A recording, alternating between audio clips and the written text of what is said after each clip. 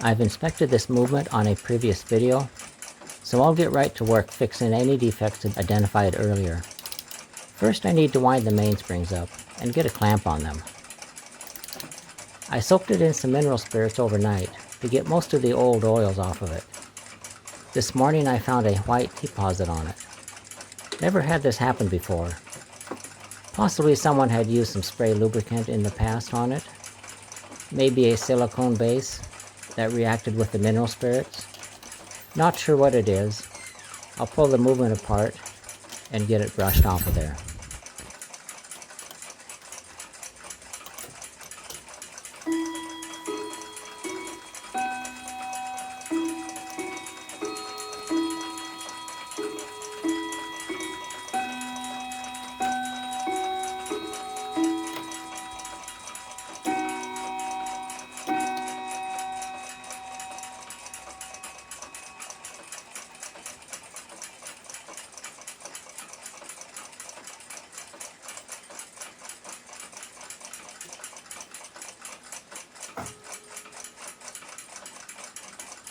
This verge has a lot of rust on it. It's heavily worn. I'd like to resurface it. The wear is so excessive, I'm concerned it might be too much to safely remove. I may install it as is and see how it performs before I alter it.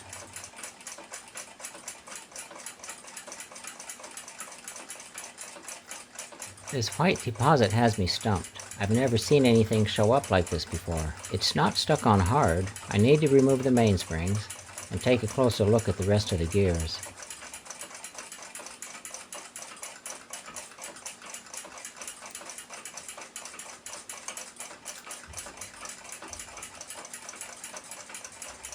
It's almost like a layer of chalk. A lot of the steel parts have a light layer of rust on them.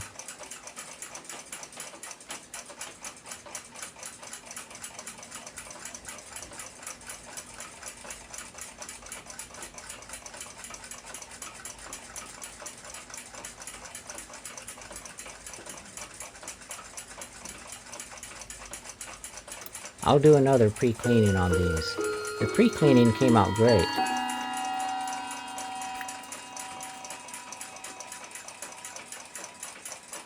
Now I can move forward. Here's some green corrosion, signs the gold gilt is damaged in this area. Some remains of fingerprints. Some staining here, and look at that egg-shaped pivot hole. Someone has defaced most of these pivot holes with an X and a couple of scratches next to them. I always use something non-permanent. A felt pen or tape works fine for me. This pivot hole has some scarring around it. Looks like someone was pounding on it. Not sure what these yellow stains are from. This blackish color is oxidation. It shows where the gold gilt is damaged. This area is where the gold gilt had that reptile scale skin look to it. It's almost all gone now. Above the Seth Thomas logo, I can still see faint remains of fingerprint damage. On the inside of the plate, someone in the past has scratched X's next to most of the pivot holes. There's some deep scratches next to some of the pivot holes. These are left behind from pivot ends of the gears. Someone applied an excessive amount of pressure on the plates while assembling the movement. And here, more fingerprint damage. Putting the rear plate over the mounting posts, I see they don't line up exactly. We'll need to deal with these when assembly time comes. While polishing the pivots, I ran into this condition on this strike side wheel. At first, it looks like the arbor is bent.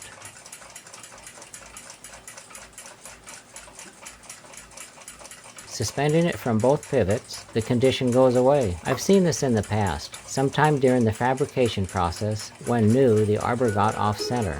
Both pivots are on center.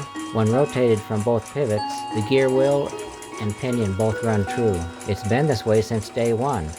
The arbor somehow was fabricated off center, a manufacturing defect that doesn't affect fit, form, or function of the movement. I won't be taking any action to correct this. Now that all the pivots have been polished, and the movement has been pre-cleaned, it's time to mark the worn pivot holes that need bushings. And the arrow next to this one is the one I'm currently working on. This helps from working on the wrong hole. This escape wheel pivot hole is elongated, and it'll be the first bushing I'll make and install. The elongated hole needs to be hand worked until it's concentric with the worn area. There is some allowed tolerance, since this is all done by eyesight. Just need to get it as close as possible by hand. Then the hole is reamed slightly larger with a reamer. If using pre-made bushings, the reamed hole can sometimes end up being quite large. I make my own bushings, so the reamed holes end up being quite small. I've made the bushing, and it's time to cut it free from the brass stock.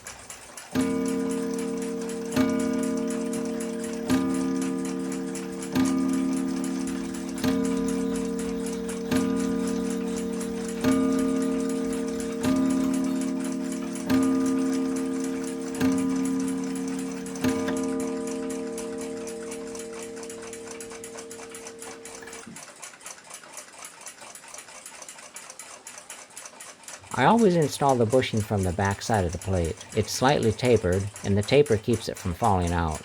I'll use a flat punch and press the bushing in flush with the back side of the plate.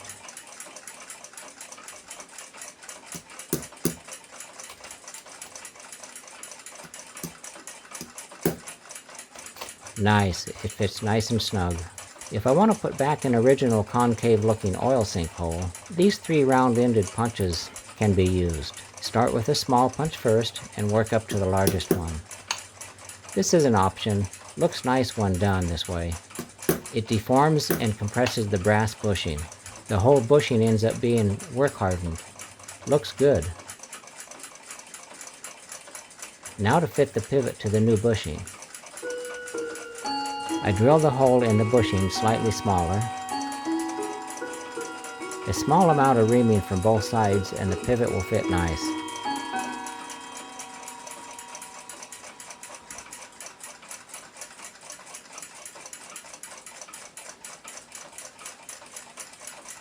It's getting closer. This should work. Now to do a fit check. I fit check each bushing. This way, if there's any problems, it's easy to catch and correct right away. This one spins nice and freely.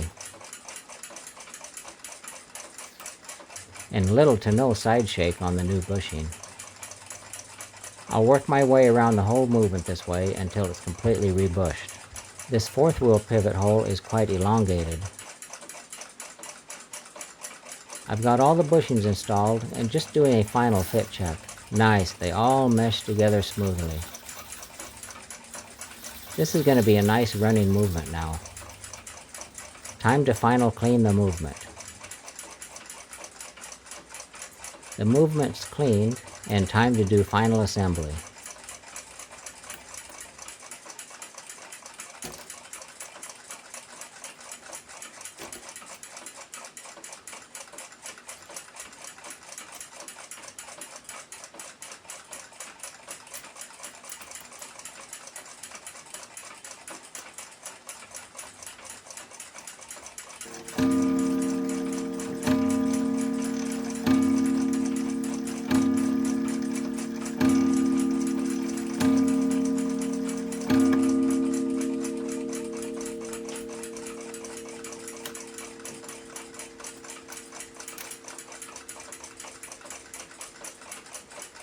I'll use these rubber bands again to apply gentle downward pressure on the plates. Prevents the ends of the pivots from scarring the insides of the plates from excessive pressure on the plates during assembly.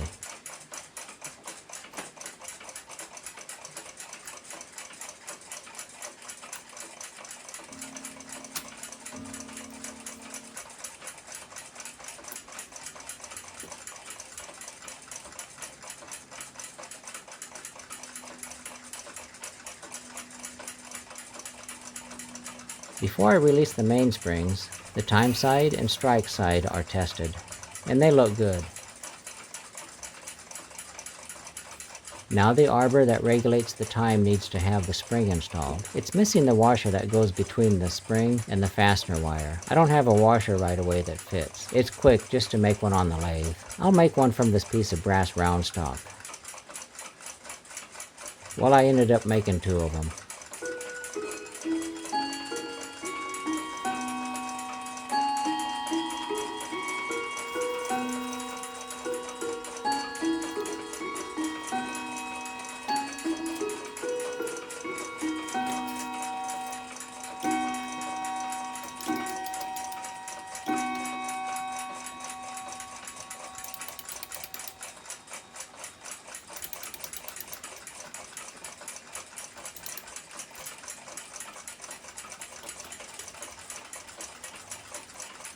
I've released the mainsprings and it's coming together just great.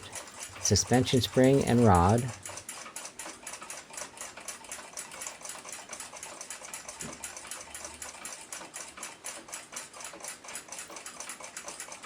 Now to oil the movement.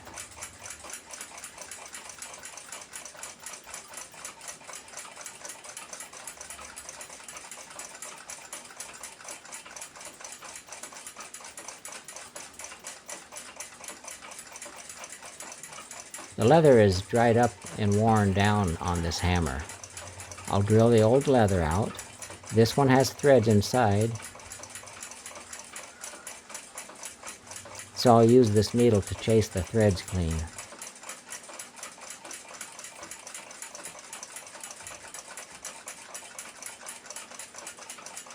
Screw in a piece of soft leather.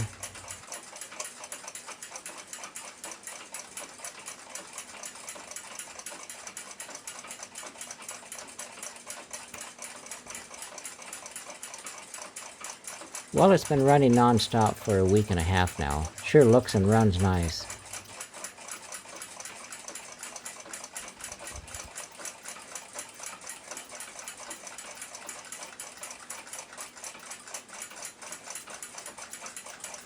One last place to oil is between the crutch and the suspension spring rod.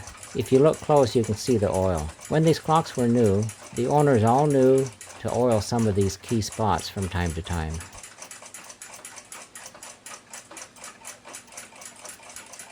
It's ready to pack up and ship it back home.